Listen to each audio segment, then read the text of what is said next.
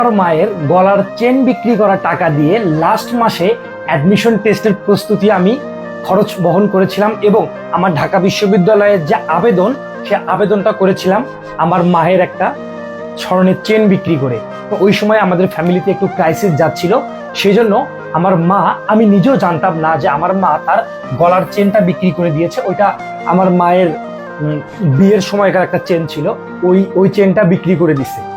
বিক্রি করে দিয়ে আমাকে টাকা পাঠাইছে। আমি জানি যে টাকা হয়তো নর্মালি পাঠাইছে। তো পরবর্তীতে আমি চান্স পাওয়ার পরবর্তীতে আমি আমি আমি আমি জানলাম যে হচ্ছে ওই ওই যে চেনটা মানে টাকাটা আসছিল, ওই টাকাটা আমার মায়ের চেন বিক্রি করা টাকা থেকে আসছিল। স্বর্ণের একটা চেন আমার মা বিক্রি করে দিছিল, সেটা আমি অনেক পরে জানতে পারছি আর কি। সো আমার ছাত্র জীবনের আমার প্রথম গোল বলতে পারো যে আমার ঢাকা বিশ্ববিদ্যালয়ে চান্স পাওয়ার পরবর্তী প্রথম গোল হচ্ছে আমি যখন টাকা পয়সা ইনকাম করব মোটামুটি একটা ভালো পর্যায়ে, তখন আমার প্রথম টার্গেট হচ্ছে আমার মাকে আমি ওই চেনটা আগে গিফট করব। তার 2 ডাবল 3 ডাবল আমার প্রথম টার্গেট হচ্ছে এটা। আমার মায়ের গহনা বিক্রি করা টাকা দিয়ে আবেদন করেছি এবং লাস্ট মাসে আমি আমার অ্যাডমিশন টেস্টের খরচ চালিয়ে আমি ঢাকা বিশ্ববিদ্যালয়ে চান্স পাইছি। সবার ফ্যামিলির অবস্থা সেম থাকে না, এমন আছে আমার থেকে অনেক যারা গরিব মানুষ আছে তারাও ঢাকা বিশ্ববিদ্যালয় ওই জায়গা থেকে ঢাকা বিশ্ববিদ্যালয় শিক্ষা থেকে উঠে আসতেছে, দিনমজুর ফ্যামিলি থেকে উঠে আসতেছে।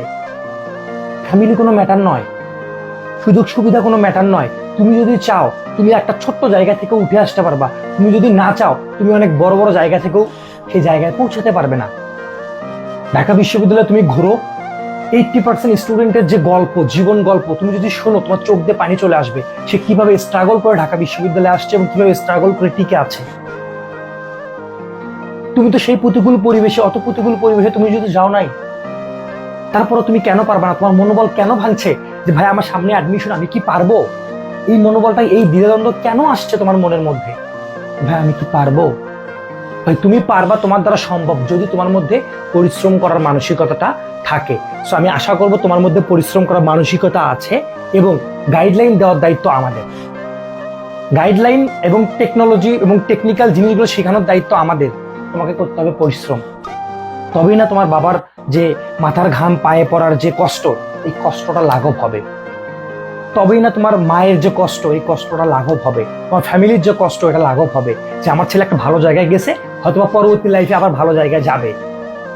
সাময়িক সময়ের জন্য তাদের তো ভালো লাগা কাজ করবে। প্রথম সাফল্য, জীবনে কিছু দিতে পারি নাই, প্রথম সাফল্য হিসেবে কি ঢাকা বিশ্ববিদ্যালয়টাকে আমার ফ্যামিলিকে উপহার দিলাম।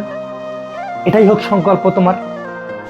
বিশ্বাস রাখো হৃদয়ে, দেখা হবে বিজয়ে।